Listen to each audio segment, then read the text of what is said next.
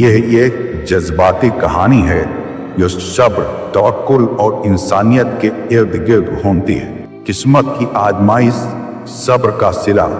شہر کے ایک پرانے محلے میں ایک چھوٹا سا لیکن صاف ستھرا مکان تھا، جہاں جویا نام کی ایک نیک سیرت لڑکی بیاہ کر آئی تھی۔ جویا صرف شکل کی نہیں بلکہ روح کی بھی خوبصورت تھی۔ تہجد کی پابندی، ذکر و اذکار اور 5 وقت کی نماز اس کی زندگی کا اٹوٹ حصہ تھا۔ وہ اپنے شوہر عارف اور اپنی ساس حامدہ بیگم کی خدمت کو اپنی عبادت سمجھتی تھی۔ عارف ایک معمولی ملازم تھا لیکن دل کا نیک تھا۔ حامدہ بیگم ذرا سخت مزاج اور بدزبان خاتون تھی، انہیں بات بات پر تانے دینے کی عادت تھی۔ جویا کی نیکی انہیں دکھاوا لگتا تھا۔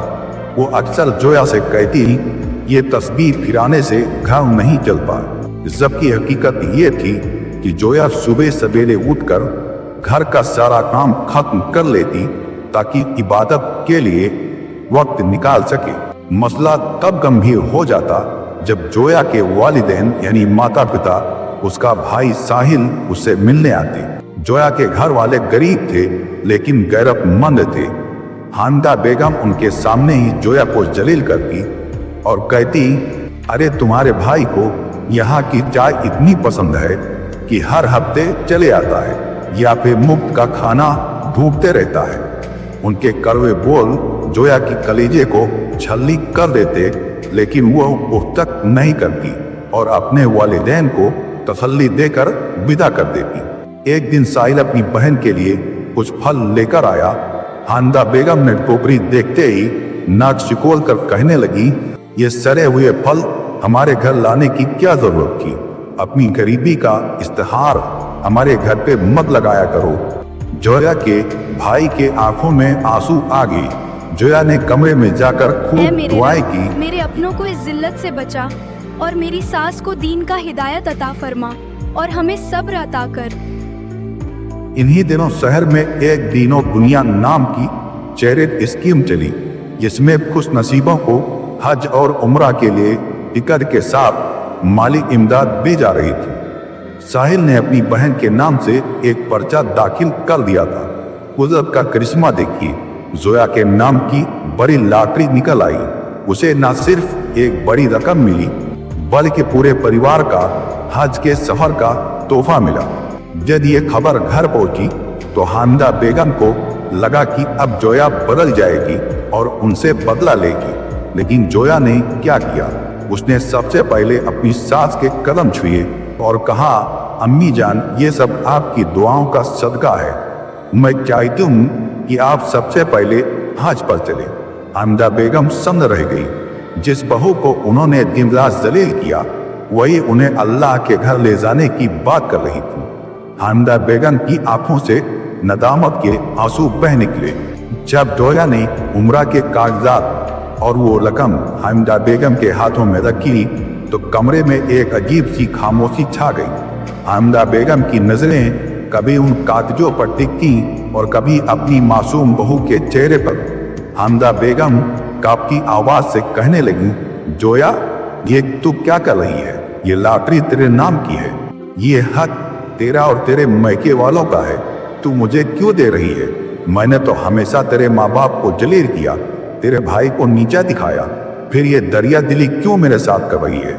جویا مسکراتے ہوئے اور ان کے پاس بیٹھ کر کہنے لگی، امی جان، دین ہمیں اپنوں سے بدلہ لینے کے لیے نہیں بلکہ انہیں گلے لگانا سکھاتا ہے۔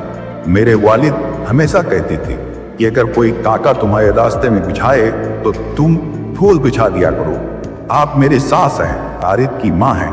اگر اللہ نے مجھے نوازا تو میرا پہلا فرض آپ ہیں، اور وہی بات میرے والدین کی تو ان کی سب سے بڑی خوشی یہی ہوگی کہ ان کی بیٹی کا گھر بس جائے اور ان کی ساس ان سے راضی ہو جائے۔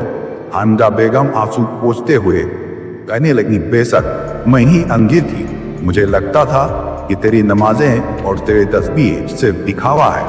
میں تجھ پر طنز کستی تاکہ تو پڑھ کر جواب دے اور مجھے لڑنے کا موقع ملے، اور تو پکھر پر پڑنے والی اوس کی بوند نکلی۔ जिसने धीरे धीरे दिल की शक्ति को खत्म कर दिया। जोया कहने लगी, अम्मी जान, इबादत सिर्फ सजदे का नाम नहीं है, बल्कि अपनों के कड़वे बोल को पी जाना भी एक इबादत है। मुझे आपसे कोई शिकायत नहीं है, बस एक डर था कि कहीं आप मेरे वजह से गुनहगार न ठहरे। आज अल्लाह ने मौका दिया है, इसलिए साथ मिलकर उस पाक घर की जियारत करते हैं। हामिदा बेगम कहने लगी, बेटी मुझे माफ कर दे, मैंने तेरे भाई साहिल को सड़े हुए फल लाने का ताना दिया था, जबकि हकीकत में सड़ा हुआ मेरा जहन और मेरा दिमाग था। आज से तू बहू नहीं, इस घर की रूह है। आरिफ खुश नसीब है तुझे तेरे जैसे शरीके हयात मिली।